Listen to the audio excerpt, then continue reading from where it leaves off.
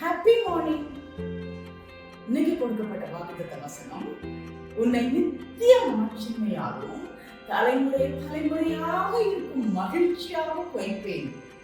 யார முன்னாடி வசனத்துல பாருங்க, நீ நெகிழப்பட்டதும் கைவிடப்பட்டதும் கடந்து போகாததுமாயிருந்தார், ஆனாலும் நான் உன்னை நித்திய மாட்சிமையாக வைப்பேன்.